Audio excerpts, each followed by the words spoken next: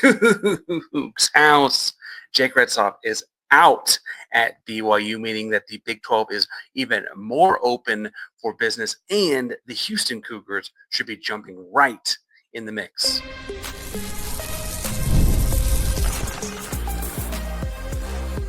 You are Locked On Cougs, your daily podcast on the Houston Cougars, part of the Locked On Podcast Network, your team every day.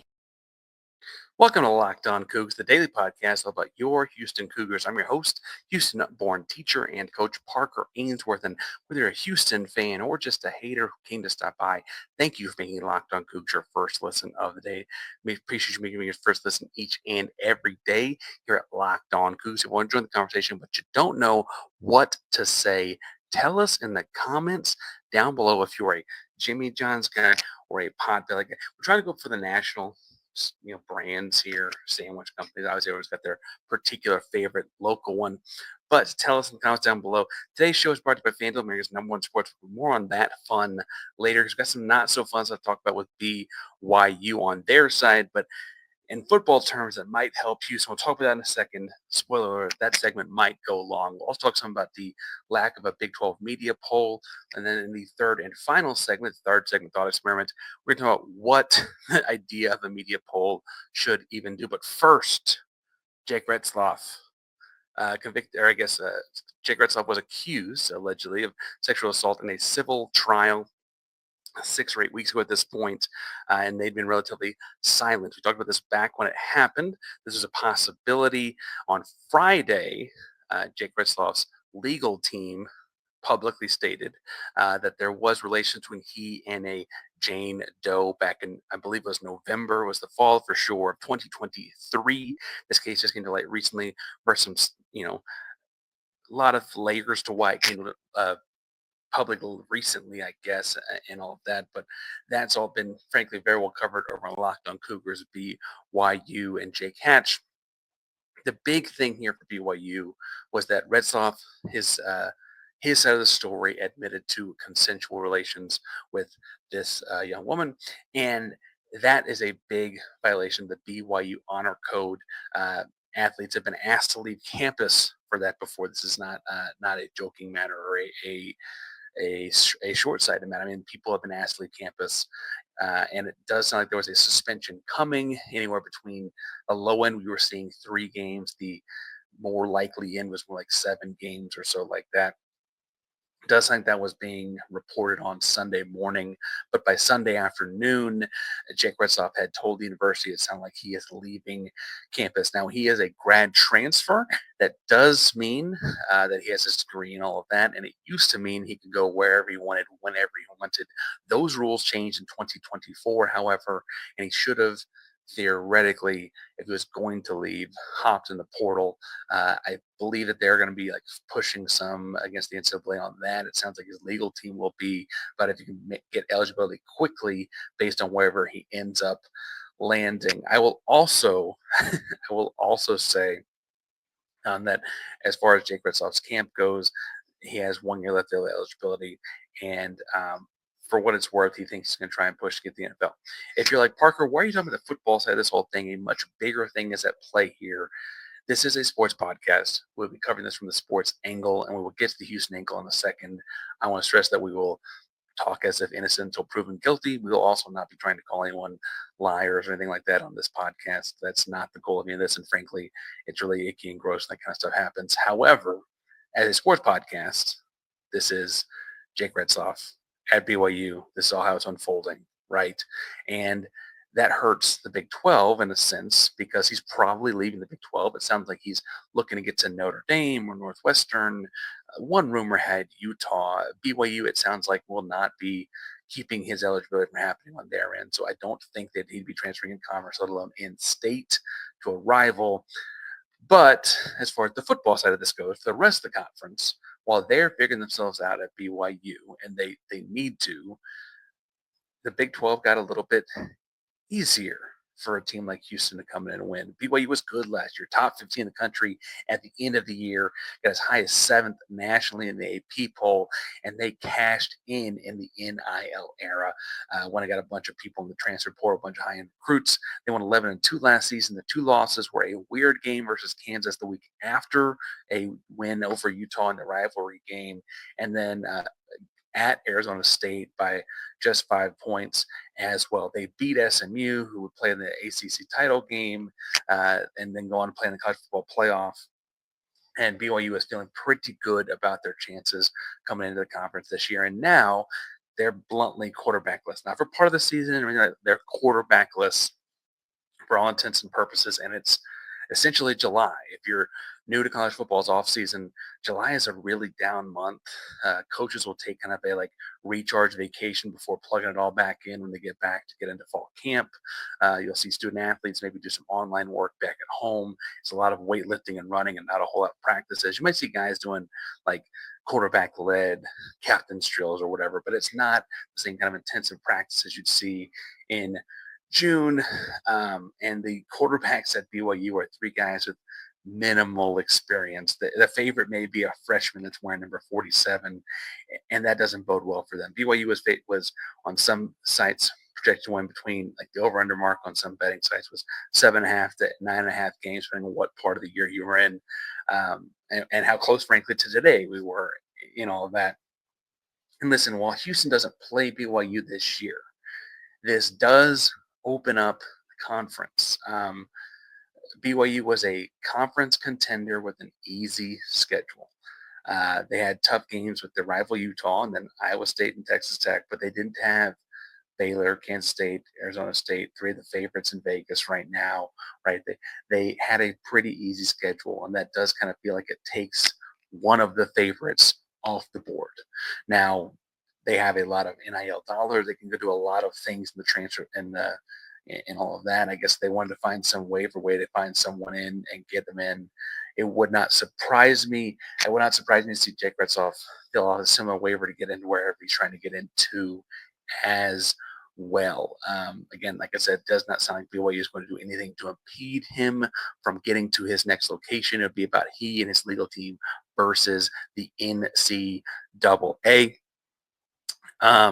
But for the rest of the Big 12, it feels like it's more open. And Houston, I think, is sneaking up on people this year. We'll be spending a lot of July previewing football season, including being at Big 12 Media Days, right? But I do think you're going to see Houston surprise a lot of folks. And one of those people that was kind of projected to be in the top third of the conference had been BYU, and that's another spot that Houston could theoretically be working their way into. Now, as far as direct comparison here, I do think what it does, though, for Houston is it kind of lessens the conference's national respect. So, like, let's say Houston, I don't know, only has two conference losses this year, right? That will look different if there's not the national contender of BYU that is getting, after last season, and then if I signed the 5-star in 2026, they're looking like a national-ish brand, right? That could hurt them theoretically. I think more practically speaking, though, what this does is it means there's one more team that Houston kind of feels like they might almost default leapfrog. Now, could BYU come out of nowhere and do some stuff with this freshman quarterback that wears number 47? Sure, right. They did bring in a lot of talent in the transfer portal, and for what it's worth, said freshman did spend his spring practicing at Stanford before transferring in the last transfer portal window. It's almost like he thought this might happen. So they might not be all that bad, I guess is that to say. I do think, though, this means that the Big 12 has a major void in that couple of teams that we thought would be at the top of it. And I think that Houston's got a real shot to put themselves into that echelon. Connor Wegman, I think, is sneaking up on people. If he's healthy this season, you got a great receiving core. Kobe Youngs and Stephon Boogie Johnson's obviously around him. You got a better offensive line, frankly, had a year ago with a lot of returning talent from the power forward level. Pancake is a year older, you're stronger. The offense should be strong and good. Different offensive scheme with Nagel. So all those kind of things work in Houston's favor as you're seeing people fall off the top of the conference. I think those two things working in conjunction with one another helps Houston in a big kind of way. And we're talking about the polls in a second and what the media poll or lack thereof would do for Houston if it existed. But I think on the whole, what you are seeing is this slot opens up and Houston could very well find themselves pushing their way into that at the top of the conference. Now, that does not say that it's like an easy thing they're going to do. And also, there isn't the preseason ranking to move up in necessarily. So we'll talk about that in the second segment. But first, before we get to any of that, today's show is brought to you by everybody's over at FanDuel because summer sports are into full swing. Swing being the key word, swinging baseball bats, golf clubs, tennis rackets, swinging your leg on that big kick in soccer. FanDuel's the best way to get in on the action and all of those things and make them even more exciting. If you're already following the action, why not make it a little more thrilling with FanDuel? You get in on the game with your friends or get out. You can get in on the game while your friends are out getting sunburned. I don't know why your friends would be getting on the game with you, but that's the way I would be with you getting in on the game with FanDuel. Listen, same game parlays, uh, all the way into the ninth inning, you get into some live game action as well. New to FanDuel, new customers can bet $5 and get $150 back in bonus bets if your first bet wins. Open the FanDuel app today and visit FanDuel.com to get started with FanDuel, America's #1 sportsbook. Park Ranger locked on Coogs here. And big news the weekend before this Red Sox score the Big 12, which also impacts Houston, was that the Big 12 is doing away with their media polls. Now, I should open and talk about this segment openly with I've gotten as a host of the show to vote in the preseason media polls for last two football. I guess that's both seasons, football and basketball, last four. And didn't get about this year. The Big 12 did away with them. Typically, the media polls were sent out from Big 12 communications. We all would get them, and we'd vote in them, send it in. It wasn't a complicated process. They added up and told us who the media projected to be first, second, third, fourth, so on, all conference teams too, etc. Last year, the comical part of this was that Utah was at the top of the conference. Oklahoma State was at the top of the conference. They kind of both finished at the dead bottom. The dead bottom in the preseason was Arizona State, Colorado, BYU. They all launched themselves up to the top, basically flipped the ends of the conference in terms of how the preseason poll went. And frankly, that's kind of one of the reasons I like this, even as someone who voted in it before. And frankly, even as someone who bluntly, as a content creator, the preseason media poll kind of feels like a free bit of content to talk about and to cover and to look at and to analyze and spend lots of time agonizing over. And instead, we're going to spend the segment today talking about why it doesn't exist. And I still think it's a good idea. It felt like a lot of confirmation bias. It also feels like the vast majority of the media they sent it to were fairly localized media. I was born in Houston. I don't get to live there anymore. But I said I'm very focused on Houston, and people from TCU are very focused on TCU, and people from Oklahoma State are very focused on Oklahoma State. And part of the reason last year's poll was so topsy-turvy was because people hadn't really paid attention. Remember, to that point, you had the four Pac-12 schools that just came in, people that maybe hadn't been watching them as much in previous years, right? You've got Arizona State, Arizona, Utah, and Colorado just haven't had the eyeballs of media voters that have been paying attention to Kansas and Kansas State, right? The year before that, you added in Houston and BYU, Cincinnati, and Central Florida. Kind of the same idea, right? Where you bring in these new programs, bring in these new schools. People aren't familiar with the coaching styles, the coaching strategies, how the matchups work out, right? People aren't familiar with how programs stack on top of one another, what the rebuilds look like. Yes, Arizona State got Sam Levitt. We only know about him if you're paying attention as someone who's new to that program as a fairly recent thing, right? Maybe didn't know as much about him before then. Arizona State went 3-9 in 2023, so that's why they were looked down on so much in 2024, right? You maybe don't know about Cam Scadabo or whatever at that point.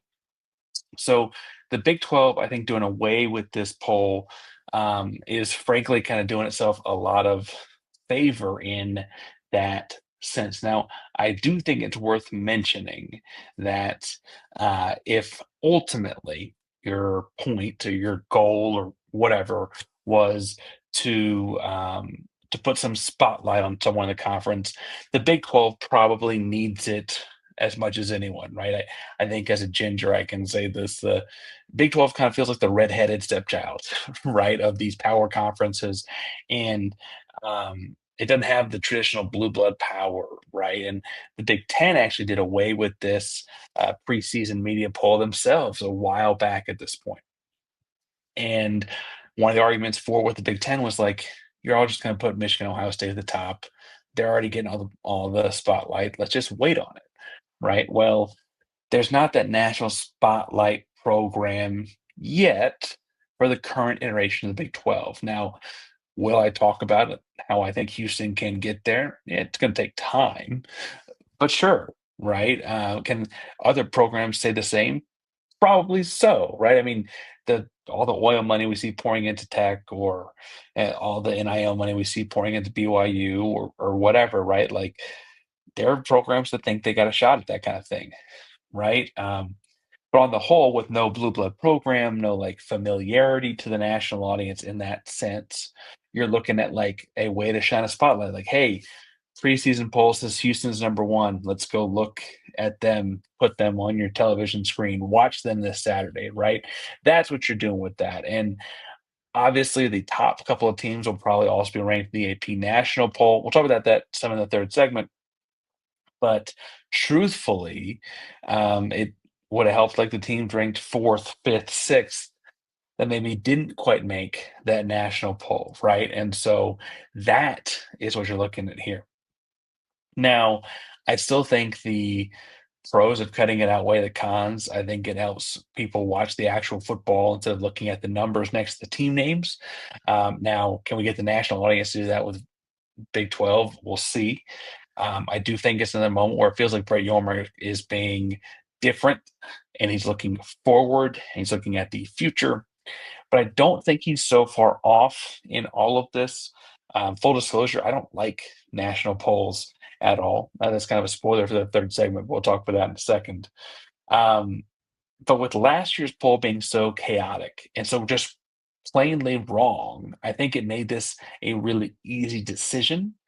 And I say this is a guy that like got to vote in it, and it's no longer there. I still think it's the right decision on the whole. And honestly, in terms of a Big 12 media poll, I know I was voting. I assume Duarte was voting. I think Monso. I think Baldwin. I think Gardner. It's not a whole lot of people that would have thought it would have known a whole lot about the inside workings of Houston, right? I bet if I asked some random person from Kansas, they might not even know Connor Wegman's on the Houston roster right now. Right now, that's a random person, not a media member. But these media member people are very hyper focused on their locales, right? And then, frankly, even the bigger the Kurtzes of the world or the Mundos or whatever, they're focused on a lot of traditional national storylines, right? There's so many variables on a football team, 22 players, extensively long coaching staffs, all different things. Keeping track of all that and keeping, you know, a good gauge on how the puzzle pieces are putting together just isn't realistic if you're not playing any games. And I think that leads me to my overall point on polls in general, which is the third segment thought experiment. Before we get to that,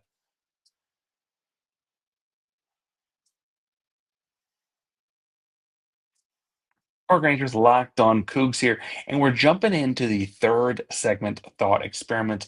If you hadn't been here in a while, or you're new to the show, if you have a take or a question, comment, concern, and you send it, and it's good enough to play on the show, we will play it. Send it to locoogspod@gmail.com. This is not sent by anyone. This is me talking about polls, though, and the Big 12 got rid of their poll. And I'm here to tell you that my thought experiment is that I think you should do away with all voting polls before, let's say, week 4 of the season. Seriously, like I want I might even go week 5 or 6. I want like everyone to have played 2 or 3 conference games. Because truthfully, that's when you start to see how the puzzle pieces fit together. I wrapped up last segment by talking about how, like in the Big 12, every team's going to have 22 people on the field. You got the 10-man coaching staff plus auxiliary staffs. You've got, frankly, like the gelling at the personalities and all of those kind of aspects of it. But also, all of those pieces are moving and changing and shifting and altering and just creating a different product now faster than they ever have before. Obviously, we opened the show talking about BYU losing their quarterback in June/July and how crazy that is.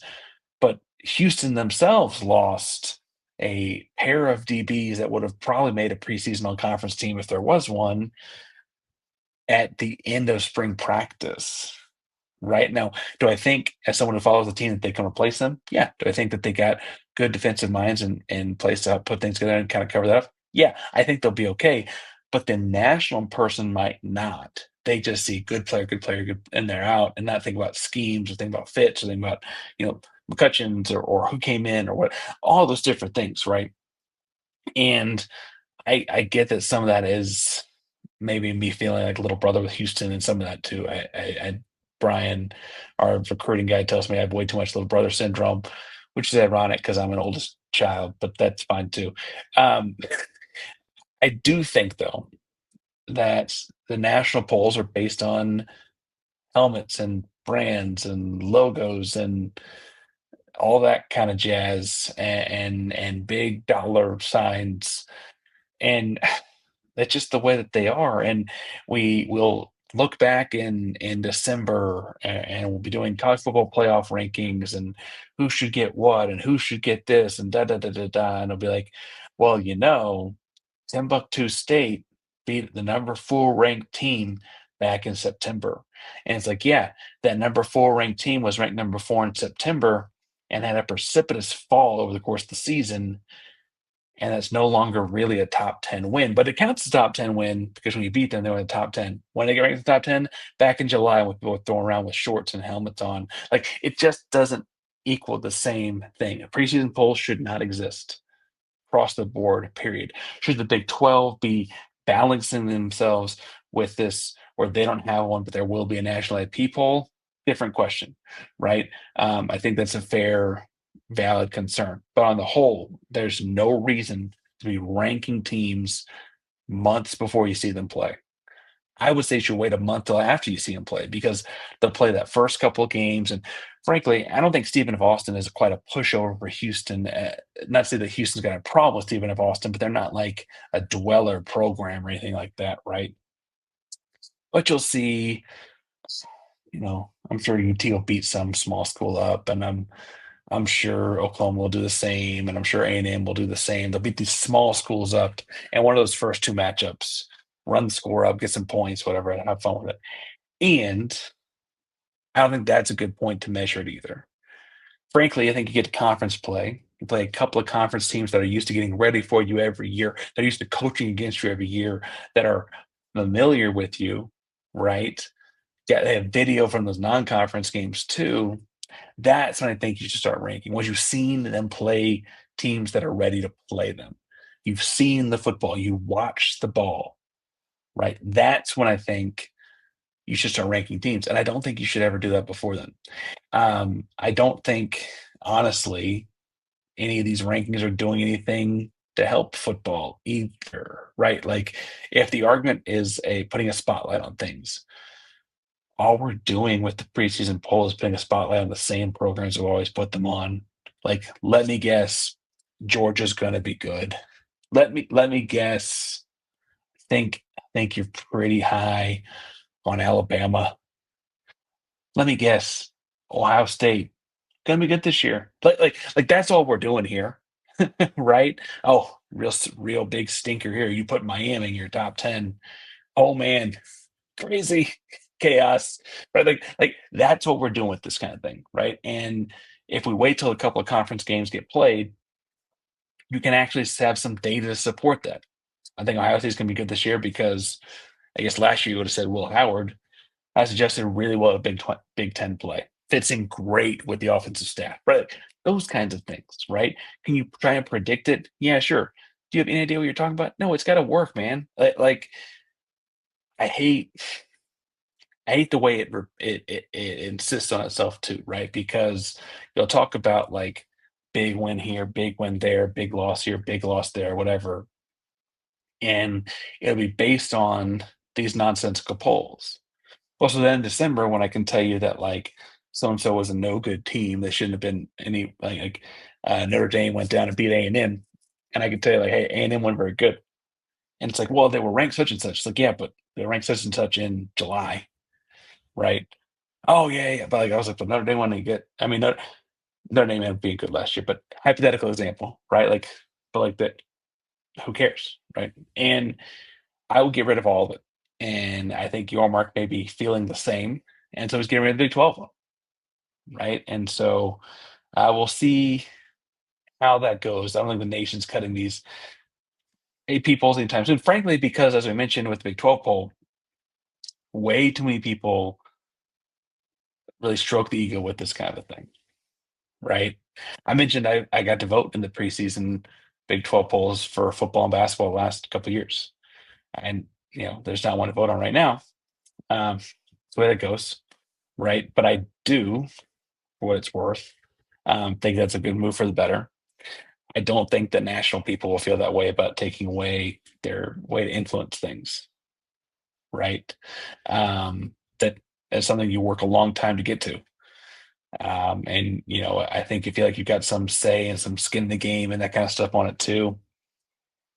And I think that's maybe where there's some like new school, old school Park hosts a podcast. He's the millennial or whatever, right? And I think it's bogus. I don't think there should be any preseason polls. Like I said, I might wait till October 1st. Think how big that day would be. We played a month of football. October 1st, drop that poll, right? Like that. That would be valuable. We've watched these teams play for a month. Hey, I'm feeling kind of about Deion, Colorado. I don't know what to think about TCU. But like you would have data to back it up instead of just projecting. And then when TCU beats Colorado or vice versa, and that opening, I think actually Colorado won the game, whatever that opening game was the year after TCU won the national championship. It's like, okay, but a month later we know that they were both not great. Right. I don't know. I just instead of beating a win over a top 25 team or whatever, we're like, they were actually just both not great. And it reflects it that way. Anyway, that's Thursday thought experiment. They will not always be that rambly. Full disclosure, there is probably a weird sound audio gap or change here in the middle of the show for today's show for the audio audience. I had to re-record the second half of this. I'm really hoping it works because technology on the road has not been my friend. We are still on the road. We'll be heading home this week. We'll be back at Big 12 Media Days next week. It's a lot of fun stuff in store. Locked On is doing some fun stuff for Big 12 Media Days. So make sure you subscribe and hit the bell so you're live so we get in on all of that action. Hit Locked On Coogs each and every day for the latest on the Houston Cougars as we move into a July 4th holiday weekend and then into Big 12 media time. A lot of football previewing to talk about this month. A lot to get excited about with the direction of the Houston Cougar football program. Lots of commits, recruits, basketball recruiting happening too. You know me. I'll talk about all those things here each and every day at Locked On Cougars. Subscribe at the best in our live Locked On Cougars, primarily Locked On podcast. And your team every day. Go Cougs.